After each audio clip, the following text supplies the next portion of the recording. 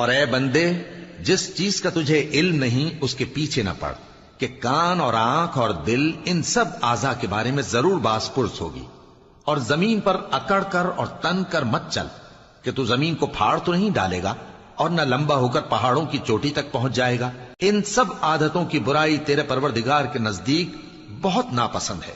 اے پیغمبر، یہ ان ہدایتوں میں سے ہیں جو اللہ نے حکمت کی باتیں تمہاری طرف وحی کی ہیں، اور اللہ کے ساتھ کوئی اور معبود نہ بنانا، کہ ایسا کرنے سے ملامت زدہ اور راندہ درگاہ بنا کر جہنم میں ڈال دیے جاؤ گے۔ مشرکو، کیا تمہارے پروردگار نے تم کو تو لڑکے دیے اور اپنے لیے فرشتوں کو بیٹیاں بنایا؟ کچھ شک نہیں کہ یہ تم بڑی نامعقول بات کہتے ہو، اور ہم نے اس قرآن میں طرح طرح کی باتیں بیان کی ہیں تاکہ لوگ نصیحت حاصل کریں، مگر وہ اس سے اور بدک جاتی ہیں۔ کہہ دو کہ اگر اللہ کے ساتھ اور معبود ہوتے جیسا کہ یہ کہتے ہیں تو وہ ضرور عرش والے کی طرف لڑنے بھیڑنے کے لیے رستہ نکالتے۔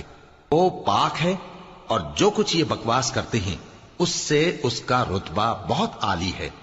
ساتوں آسمان اور زمین اور جو لوگ ان میں ہیں سب اسی کی تسبیح کرتے ہیں، اور مخلوقات میں سے کوئی چیز نہیں مگر اس کی تعریف کے ساتھ تسبیح کرتی ہے، لیکن تم ان کی تسبیح کو نہیں سمجھتے۔ بے شک وہ بردبار ہے، غفار ہے۔ اور مومنوں، مشرک عورتوں سے جب تک وہ ایمان نہ لائیں نکاح نہ کرنا، کیونکہ مشرک عورت خواہ تم کو کیسی ہی بھلی لگے اس سے مومن لونڈی بہتر ہے۔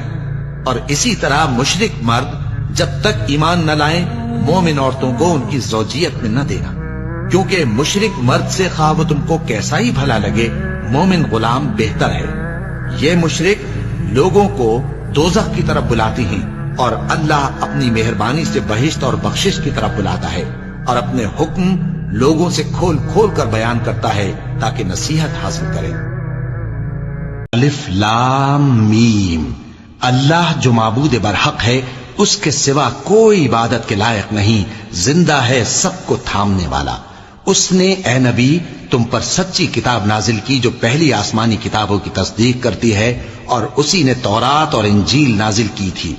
یہ دو کتابیں اس نے پہلے نازل کی تھیں لوگوں کی ہدایت کے لیے، اور پھر قرآن جو حق اور باطل کو الگ الگ کر دینے والا ہے نازل کیا۔ جو لوگ اللہ کی آیتوں کا انکار کرتے ہیں ان کو سخت عذاب ہوگا، اور اللہ زبردست ہے، بدلہ لینے والا ہے۔